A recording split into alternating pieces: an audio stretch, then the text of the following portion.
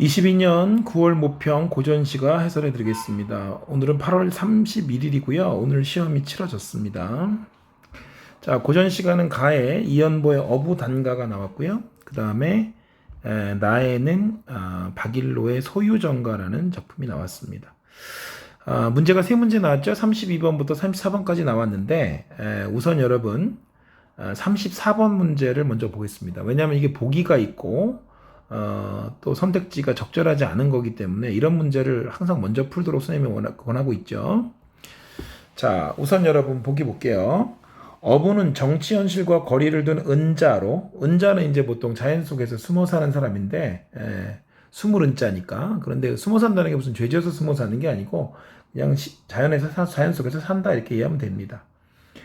이때 어부 형상은 어부 관련 소재, 행위, 정서 등의 어부 모티브와 연관하여 작품별로 공통적인 속성을 가지면서 다양한 변주를 보인다. 가는 어부와 관련된 상황의 일부를 초점하여 유유자적한 삶을 사는 어부를, 나는 어부와 관련된 여러 상황을 이어가며 흥취 있는 삶을 사는 어부를 형성하고 있다. 그랬어요.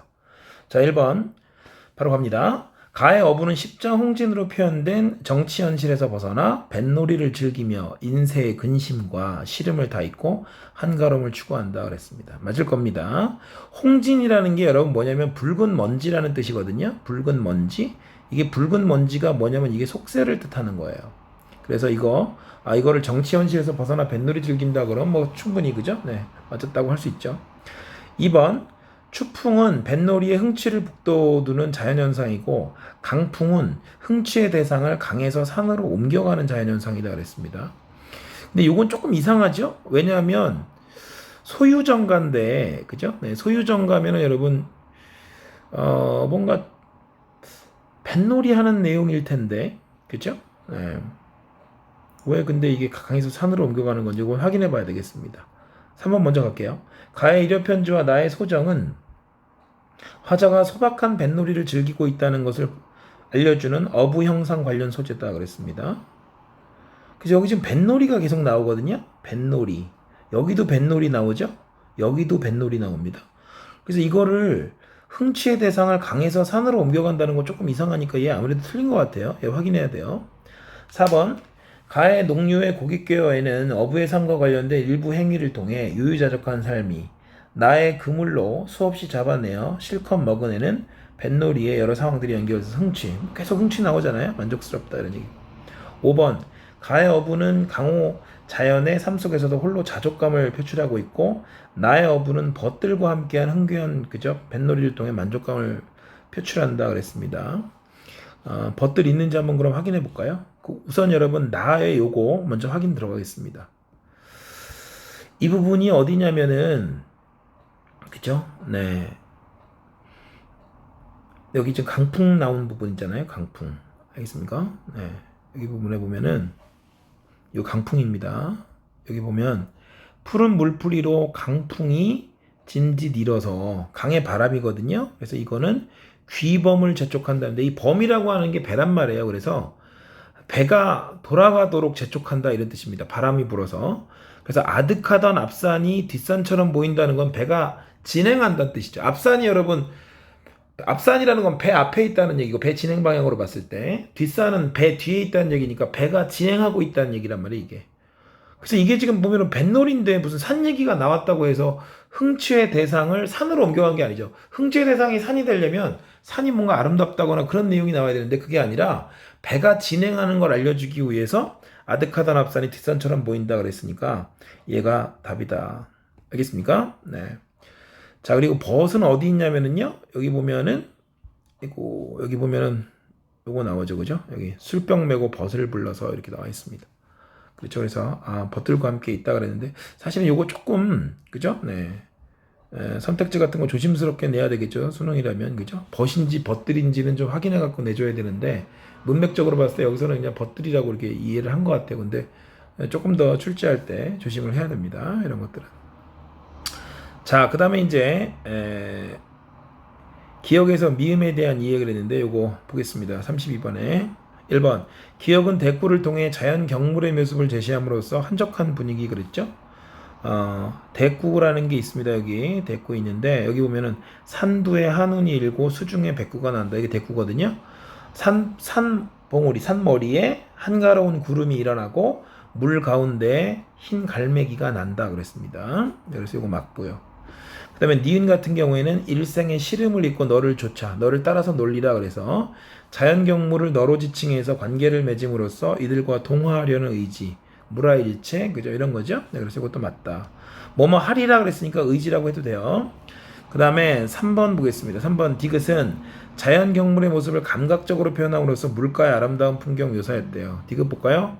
바람에 떨어진 갈대꽃 갠 하늘에 눈이 되어서 석양의 높이 날아 어지러이 뿌린다 라고 했으니까 그렇죠? 네, 아주 아름다운 자연의 모습입니다. 좋습니다. 자, 그 다음에 리을은요, 명령형 어미를 사용해서 아이가 해야 될 행동을 제시함으로써 자연 경물에 대한 인식의 변화인데 뭘 자꾸 변화는 그죠? 이상하죠? 아까 우리 저 현대시에서도 여러분 화자의 태도가 바뀌었다고 그랬는데 아니 자연을 바라보고 좋은데 무슨 인식 변화를 해요? 그 이상한 얘기죠. 자연은 여러분 아름다운 대상이고 즐기는 거고 좋은 건데 뭘 생각을 바꾸냐고. 이게 이상하단 말이에요. 자꾸 이런 얘기를 하는 것이. 그래서 이거 틀렸습니다. 그 다음에 5번에 미음은 유사한 놀이를 즐겼던 과거 인물과 비교함으로써 화자의 자긍심 그랬어요. 그죠? 네.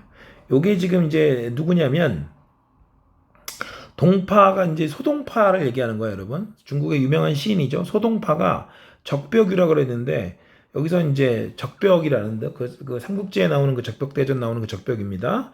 거기서 이제 놀았다는 말이에요. 근데 그 적벽 우유인들 인해 나의 흥에 미치겠는가 그랬으니까 누가 더 흥겹다는 얘기야? 내가 더 흥겹다는 얘기죠. 그래서 그런 부분에서 자기의 자긍심을 얘기했다 이런 얘기입니다. 그래서 그것도 맞네요.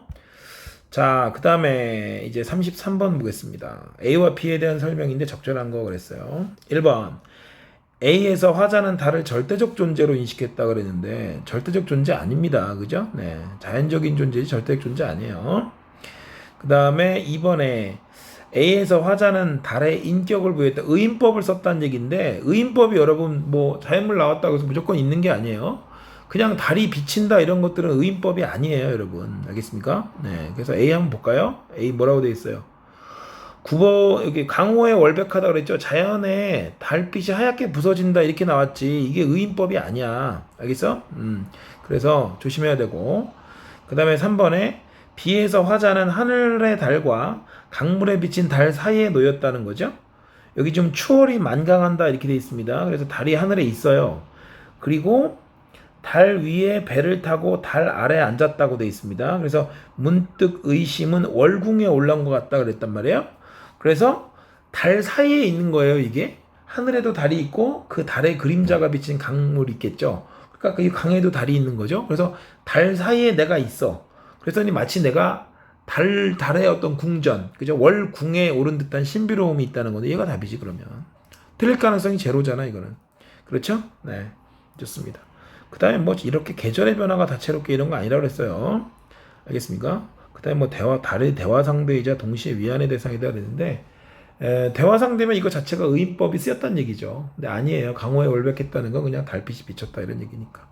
됐지? 네, 그래서 33번에 요거 좋습니다. 고전 시가는 굉장히 평이하고 쉬운데 지금 선생님 같은 경우는 거의 뭐 제시문에 있는 내용을 구체적으로 보지 않고도 다 문제가 풀린다는 거 이제 그죠? 그걸 알 수가 있습니다. 그래서 여러분들이 고전 시간은 해석이 다 돼야 문제를 풀 수 있는 게 아니라 이런 어떤 그죠? 네, 이 문제를 분석하는 능력을 기르게 되면 그러면은 제시문을 거의 최소로 읽고도 문제를 풀 수 있어요. 그냥도 답이 보이기도 해 사실은. 선생님 오프라인에서 많이 하는 겁니다. 그래서 여러분들이 그런 것들을 이제 스스로 깨달을 수 있도록 강의 천천히 하나씩 따라오시면 되겠습니다. 오늘 여러분 시험 보시느라고 수고 많았습니다.